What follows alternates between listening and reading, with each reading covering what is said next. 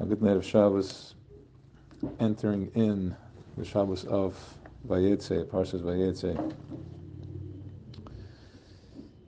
Vayetze, we're going out. Vayetze, we're going out,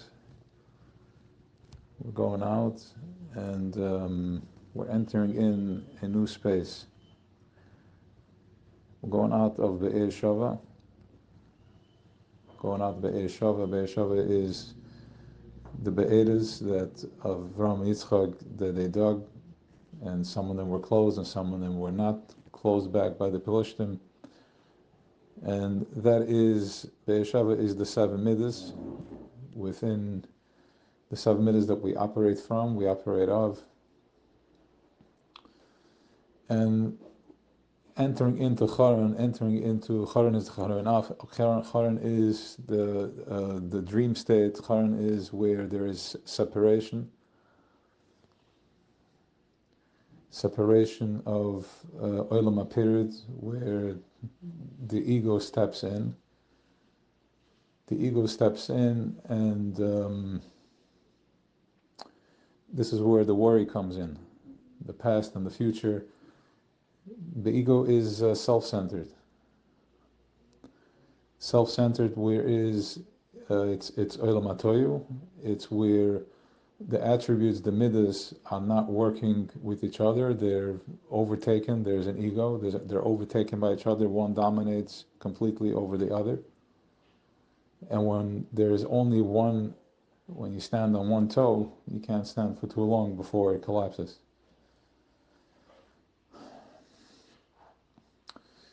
So if we go into Charan, which is the Charan Av, which is the world of separation, the Olam HaPirid, where you can't see the bigger picture and we just see one point at a time because there is no bird's eye view, you need to go into Be'er Shava. You need to enter in, going into the seven midas, going into the triangle. Triangle is, as we have an Olam HaTikun, as we are standing down here in Welt, we are Tikkun. Tikkun is, it's a machine, it's a processor that is made out of alignment, which is the triangle of the right shoulder is Chesed, left shoulder is Gevura, and then going down to the center, the solar plexus, which is Tiferes, which is the balance. So we have a triangle. It goes from Chesed to Gevura, going down to Tiferes, and these are the pulse, the energy points in the body, in the guf, and then it's covered over with skin.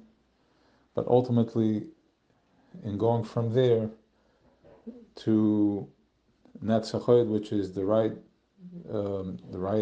thigh, left, and then the reproductive organ, which is Yisod, going into Malchus, which is when we are in this triangle. Once again, it's a triangle from right to left, down to the center, and into Malchus, which is planting what it is, Olam HaTikun, what your Tikkun is, planting what your alignment and rectification that you are, each and every one of us, individually and beklali, are bringing into this world. So we're taking this toy, we're taking this self-centered tunnel vision, thick-headed, not being able to get out of my own way, and we're entering into, because the struggle is in Charan, the struggle is in the separation. That is the struggle.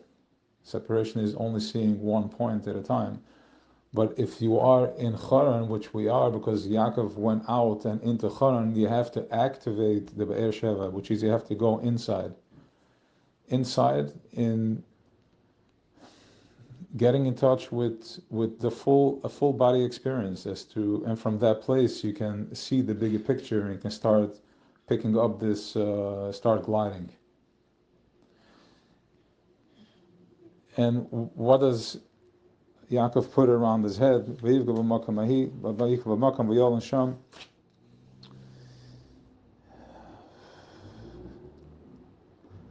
So it says over here that is, which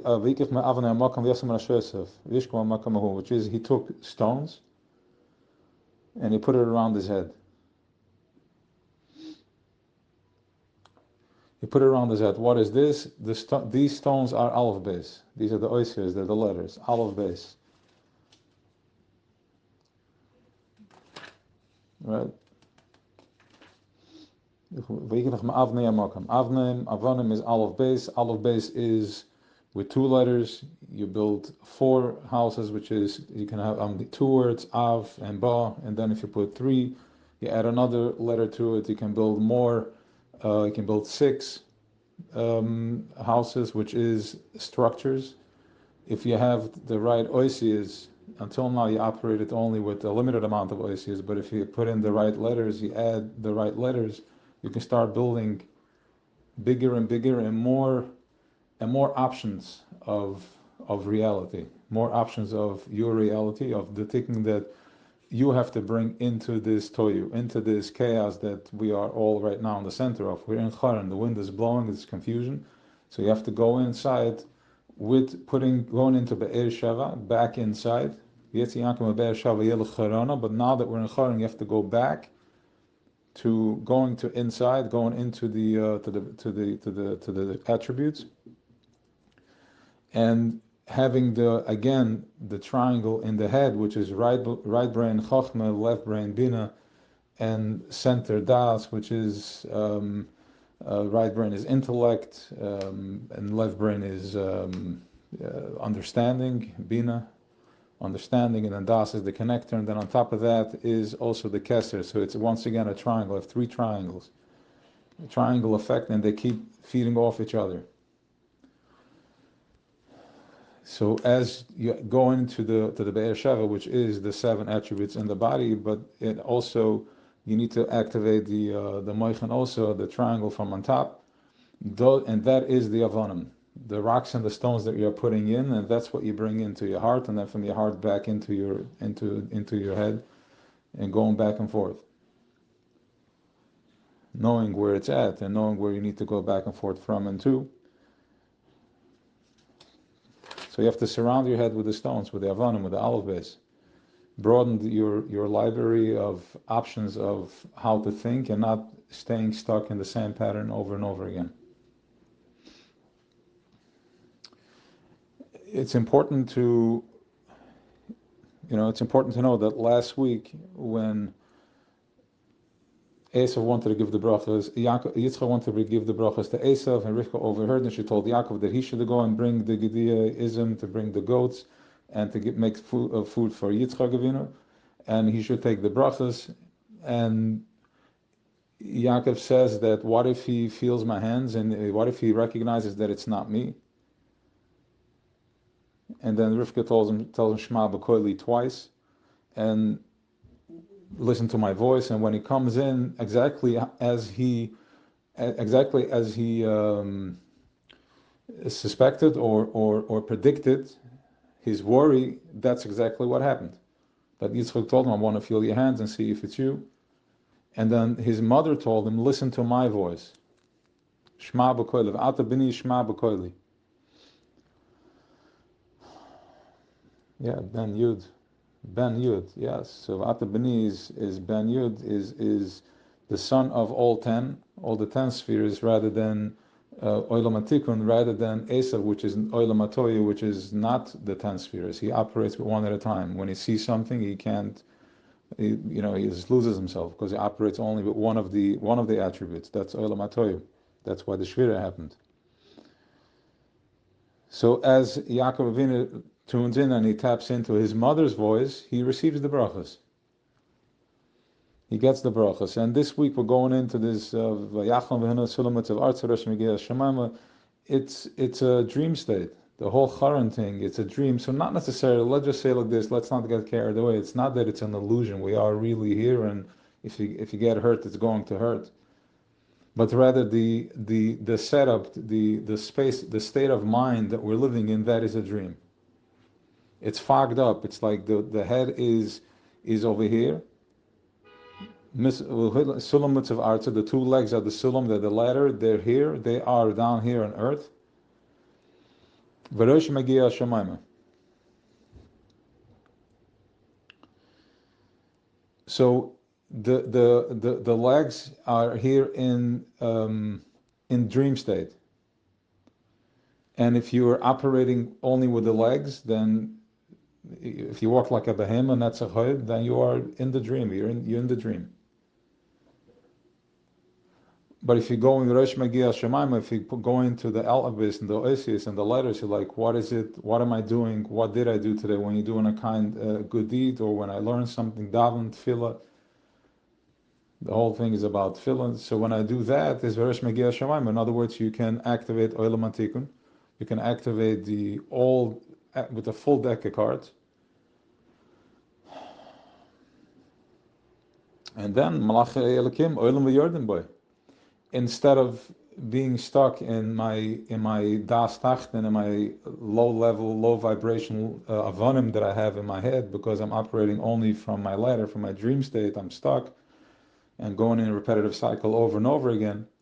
I'm going into V'resh Megeh Shemaim, but then when I'm going into my head and I'm putting in high vibrational Legos, high vibrational rocks and Legos in my brain, I start building a high vibrational structure. The building looks as to the type of stones that you build it with. How is it designed, outside and inside? The inside is what's most important. The outside is irrelevant. I mean, it's relevant, but we're just for the sake of where it's at. It's the inside that matters. And when you go up and down the ladder with these high vibrational thoughts, what do I want? I want to be connected. I want to go into dveikus. I want to feel. I have gratitude, davening, expressing, aligning. The most important thing is that davening from once you activate all the midas, once you activate all the attributes, and you're fully in the body, feeling it, then when you daven from that place is Vashem Nitzav Olav. V'hine Hashem Nitzav Olav. Which is when you're going in, when you finally align the pain or whatever the stuckness that you have from where it's coming from, and you're davening from that place, is Hashem Nitzav Olav. It opens up. You're back into your Be'er Sheva from the Charan, and from there, you wake up. And the whole thing is like once Ya'akov sees that, so to speak, so as Ya'akov sees that I'm not, let's just say like this, once he sees that whatever he says and whatever stones he puts in his head, that's what comes out of the speech, that's what comes out of the mouth, affirming it, then he gets it, and what he does is he makes a neder, which is, it was always a question as a kid, like, okay, I'm telling the Eibishter that if you're going to give me riches and everything I need, and I'm going to come home safe, I'm going to give you meiser. I'm going to give, a percentage to you. So the question as we grew up is like, okay, it's nice. I want to make a deal like that too. That if everything goes well, and then everything goes well for him, so I'm making a deal. So what are we still waiting for? So once he figures out, once he realizes that, as he says, then that's what happens. He's not making a deal. He's saying the way it is. He's putting the stones, he's putting the alabas in his mouth, and he speaks it into Malchus. And he's saying that I'm going to be successful, I'm going to be safe, and you're going to protect me, and I'm going to get back home to my home safe, and I'm going to give 10% to you. 10%, which is basically, if you want to talk about 10 is all the 10 midas. Everything will be to you. Everything will be Vashem Nitzav Olav. The 10 midas.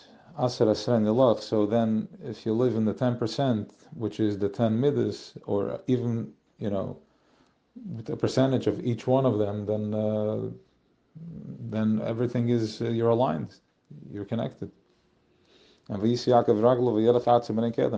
then he picked up his feet, and it was it was easy for him to walk. Like how is it when you walk, when you're excited and you go somewhere and you're waking up refreshed and just starting the day that way? It moves automatically. Yeah. So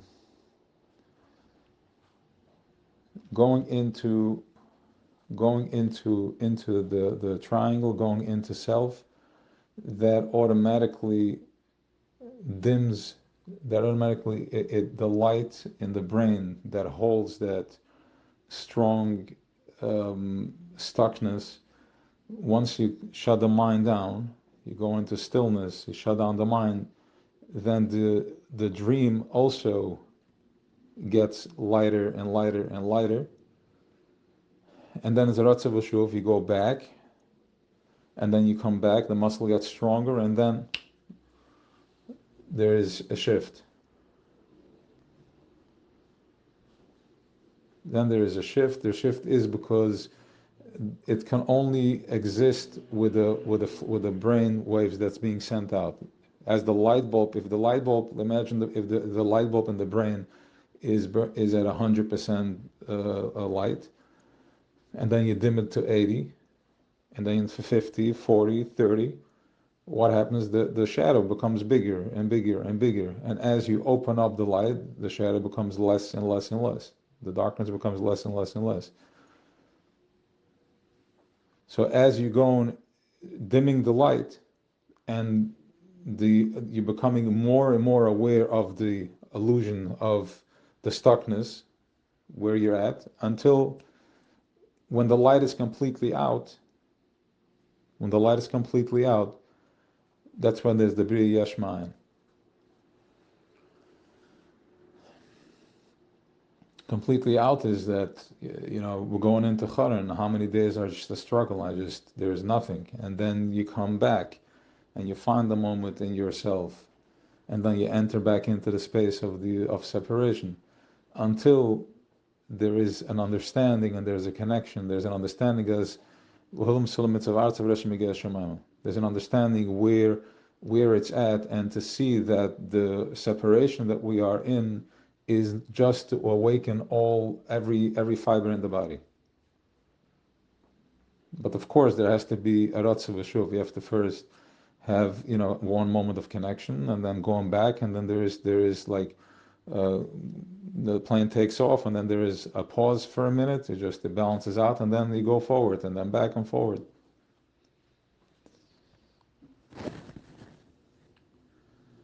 So we should all have an awesome Shabbos, an amazing Shabbos. It's interesting that the hostages are being released, 13 of them. 13, why 13? I don't know, nobody knows. Why not? There was supposed to be 15 each day for the next few days, and now it's 13. 13 is Echad. Okay, just a fun fact. Have an awesome Shabbos.